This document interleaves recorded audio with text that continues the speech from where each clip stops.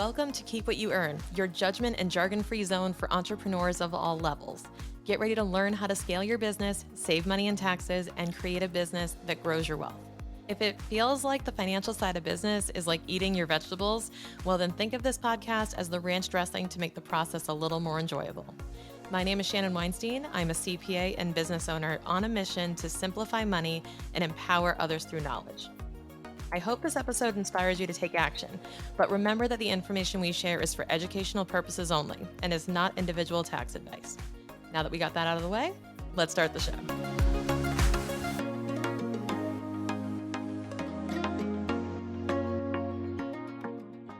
I felt compelled to record this episode because it's top of mind for me. I happen to be assisting three and possibly four, my fourth might be coming, businesses where one owner is trying to buy out the other partner, where they started as multi-member LLCs or partnerships. And now there's one partner who's considering a buyout of the other one or actively pursuing it. Some of them are going swimmingly well. Some of them are not. Some of them are like bad divorces. And, you know, I don't think that every partnership will end in a bad divorce. That's not what I'm saying. But having seen and witnessed the worst of what it can turn into, there's so much avoidable stuff. There's so many things that you can avoid in a messy partnership breakup with the right tools from day one. And the most common thing I hear echoed by these clients who are going through messy divorces is I wish someone just told me I had other options. I wish someone just kind of shook me by the shoulders and said, "Hey, you don't have to do it this way." So if I manage to catch any of you that are considering starting a business with another owner, I just want to provide a cautionary tale, but also, not necessarily discourage you, but make sure you have all the facts on what you're getting yourself into because you may want to rethink this because I see a ton of upside in an alternative to a partnership. Whereas I see there's a lot of risk in entering into partnerships. It just depends on what your overall goals are, as usual, and what you want to accomplish. Now, here's the thing, let me preface it with this because a lot of these partnerships were formed. When I met these clients, they were already well formed. They are, up to 18 years already in business. Okay. But what they told me was, well, we just formed this LLC, put our both of ourselves as members, and our CPA didn't say anything. Now, the CPA or the accountant is probably not going to get into your business, literally and figuratively. They're not going to say, I think that's a bad idea. Your CPA is not going to offer, and I know this like for a fact because of how we're programmed, they are not going to offer you any sort of advice or opinion that you didn't ask for and or pay for because we are trained as accountants to have no opinion. We are trained to be neutral and fact based, which is a great quality. But I'm telling you that your CPA or your accountant by default is going to remain neutral and stoic on anything you do. And they're going to say, that's fine. And they're going to, if you say, hey, we formed a multi member LLC, they're just going to react to that and get you the necessary filings done. They're not going to say, "Hey, I think you may wanna rethink that, and you may wanna rework those documents, or we might wanna, fix this up a little bit or set up the terms, et cetera, et cetera." They're going to defer to the lawyer, they're gonna defer to you, they're gonna say, "Hey, they know what they're doing, I just prepare the taxes." Like, they're gonna kinda put their hands up in the air and go, not my problem, not my monkeys, not my circus, I'm not getting involved." Okay? They will not get involved in your business. So, I'm gonna tell you that as a CFO for my business owners, I get involved. I poke my nose and stuff. I ask questions. There's nothing wrong with asking questions. That's kind of my favorite thing to do. If asking questions were a sport, us CFOs would win because we love to ask questions. And mostly because I'm an auditor by trade. Like, I grew up as an auditor. My entire job was asking questions. I would have to walk through and be like, then what happens? How does this work? How does this work? You learn a ton, but you don't make a lot of friends. So let me get back to asking questions in that partnership early stage because what you want to do is if you're going to form an entity with another person, you have got to have what I call the prenup. You have to have it. a partnership agreement that lays out the expectations you have of one another and the terms around which you each get paid and how you value your shares and how you're going to operate together and who owns what. What you're really doing is setting up, if you remember the Big Bang Theory, this will always echo in my head is when Leonard and Sheldon set up a roommate agreement that was like extremely detailed about like when Leonard could do XYZ activities or where and with whom and all this stuff. And what, and it was funny because it was hyperbolic. It was funny because it's like, who in their right mind would come up with all these crazy terms of what to do? And the funny thing is that I actually use that as a rubric to be like, I need you to pretend you're Sheldon Cooper and you're writing the roommate agreement. You're going to live with this person in your business. I want you to treat this like you have agreed to be roommates in a house. Now, if you are, let's say above the age of 30, I'll be conservative. When did I move out with my roommates? I was in a house in Somerville, Massachusetts. It was 5 girls, 1 bathroom. I was one of them. Luckily, I worked for 70-hour weeks and basically just slept there.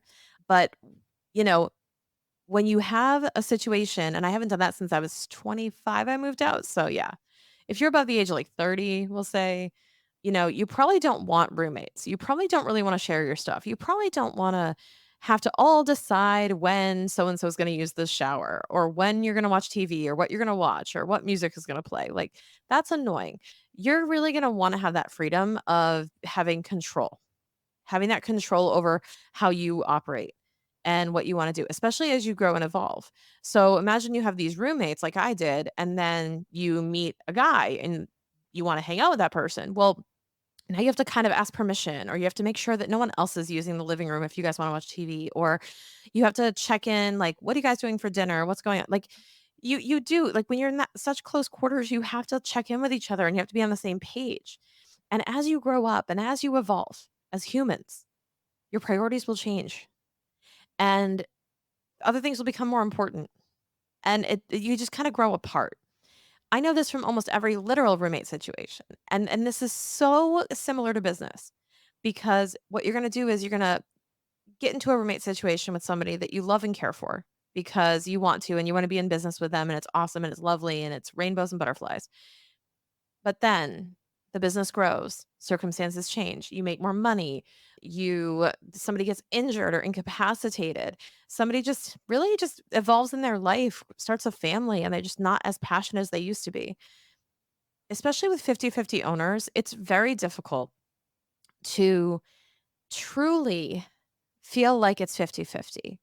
There was this story slash quote that I heard when couples get divorced, and I'm sorry if I botched the statistic or something, but I just heard this story that when you keep score in a marriage, that if you were to ask someone like, okay, who does more of the chores in the house? Each person would say they each do 75% of, say, said chore. You know, like who does most of the work around the house? And let's say Jason said, I do like 75% of it. And then I go, yeah, I do like 75% of it. It's all in the perception. There's no right, wrong, or indifferent. It's just everyone has their own reality of what they do. So until you determine a scorecard to measure this on, partnerships are going to be the same. So you're both going to feel like you're doing more than the other person. And sometimes one person really is doing all the work, like a group project in college, and the other one is really slacking. But they're both entitled to 50% of the profits, and one can come to resent the other one.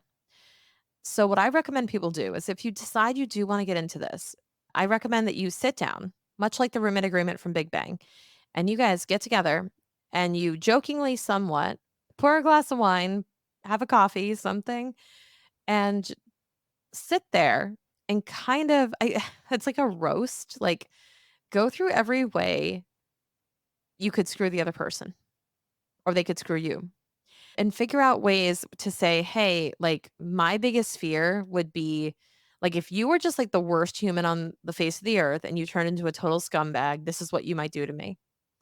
And this is what would make me leave the business. This is what would make me wanna break up with you. This is what, is a deal breaker boundary for me." Have those conversations. It's actually this is gonna sound so strange, but my husband and I, Jason, we kinda did something like this when we did our prenup. We sat down and we were like, what's every, way that we're gonna get like, what's everything that could go wrong? And this wasn't setting ourselves up for failure. It was kind of telling this story or scripting the drama series that never would be. To say, if this were a TV show and we were just fucking crazy, like we turned into psychopaths and we hated each other, huh?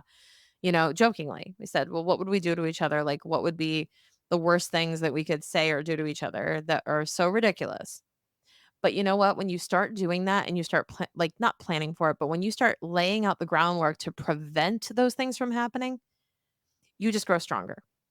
You just grow stronger because I say when we loved, when we because we do still love each other.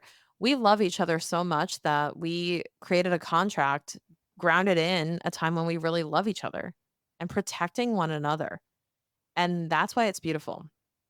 And I'm using this roommate thing and relationships to articulate that when you start a business, it is really no different from like an emotional standpoint. I'm just watching my business owners go through really tough divorces right now, and it's so hard to watch because there's so much that could be avoided. A couple of them had no partnership agreement. They simply were 50-50 partners, and there's really nothing in the agreement. And there's a dispute over how much the value of the business is, and the buyouts just getting held up, and it's awful. I don't want that for you. I want you to be able to do what you want when you need to and make swift moves. But what you may not realize is here's the other option. Okay. If you're thinking about this, the other option is instead of being roommates, you could buy condos next door to each other. I think of the show Friends when I think about this, like how everyone lived in the same apartment, or a couple of them always lived in that one apartment, but some lived down the hall, right? So you can still be just as close, but live down the hall. And by that, I mean you can set up your own businesses. Let's say one wants to be an S corp, one doesn't. You can do that. AKA, you can shower when you want to. You can play whatever music you want to. You can order whatever takeout you want to. You can buy your own toilet paper. you know, there won't be any fights about that crap. You can wash your own dishes because on your schedule, because it doesn't affect the other person. And it will help prolong that relationship and also make it easier to transact. And then if for whatever reason you do grow apart, if you're just a contract between each other of, a vendor relationship. So what I mean is, let's just say you want to start a business together and one person is particularly skilled in a certain area and the other is in an alternative area. Typically, this is what makes a healthy partnership when you can have complementary skill sets. Okay. Now, I understand that there's the issue of ownership. Now, you have to look at, are people going to own shares of the company? Is that really what you want to do? Maybe, and if so, great. But if the ownership isn't the primary thing and you're just looking to get into business together and do some type of profit splitting, I would highly encourage that one person set up a business and then contract the other person in as a vendor or a provider. I've seen this happen before with fitness and nutrition. Hear me out. So if a fitness instructor or a personal trainer wants to build a business and they also want to offer nutrition services, and you have a nutritionist who comes in, they both want to partner up and offer services under a conjoined brand. You can do this. However, what I would do is have, let's just say it's the personal trainer that sells all the clients, brings them in, has the branding, has the following, etc. They start a business.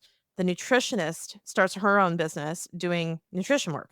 Now, when she says, "Hey, I'm going to bring in a client and I want to deliver them fitness and nutrition combined services," trainer hires nutrition company to come in as a contractor and deliver that service. That is a possibility here. So you have to look at what relationships do we want to have, where how much control has to be split, how do you want to share in the profits, and you can even have an agreement to say, well, you're going to get X percent of the fee or X dollars for every client that comes in for your nutrition services that you provide. This ensures that there's super clear expectations and responsibilities on each side of the equation on how to handle every situation.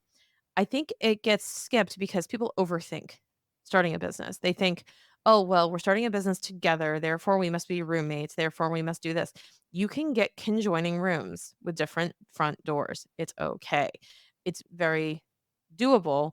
Also, not for nothing, When you start a partnership, when you start a multi-member LLC, you now have the responsibility of a tax return that is due March 15th that you both probably need to sign off on and review. Now you have this other bottleneck because now you have another tax return for this business where you guys are combined. There are other alternatives out there like having a joint venture. That is a different thing. Or you can set up one single business and then contract out the other person. There are other opportunities here. There are other alternatives. And again, it sounds like I'm discouraging the partnership, and to some extent I am for those who think it's the only option. I just want you to make a conscious decision over which option is the best for you, given your situation. If you're prioritizing simplicity, I may not go that route. But if you need to make sure that there is equity, stake, and ownership, then it may be the right alternative for you. And again, you can always, if you need to, you can always elect the S corporation, whether you're a multi-member LLC or a single member LLC. So that's always an option on the table, regardless of how you form your company. So I hope this is helpful. I hope this gets you kind of thinking, gets the wheels turning about how you would design your business because it's really important when you lay these first bricks to lay the foundation of your business. It really does set the tone of how things are going to go. And it can be really hard to dig up and change those things after you've already laid the flooring and done all of the painting and everything else in the house. So make those really strong decisions now so you don't regret it later.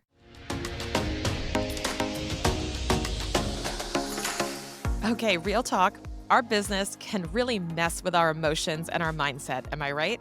One day we feel like we're unstoppable, like we could run through a wall, and then the next we want to burn it all down and start from scratch. Hey, I'm with you. A lot of this has to do with how we approach our money.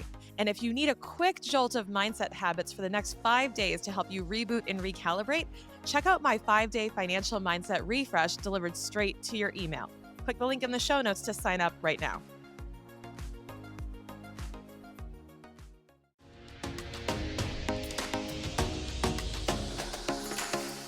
Thank you so much for listening. If you enjoyed this episode, please leave a rating and review on your podcast platform. This small action goes a long way for podcasters to get our message heard by more business owners just like you. Be sure to check out the show notes for links to information about our guests and ways to get in touch with me. We'll see you on the next episode.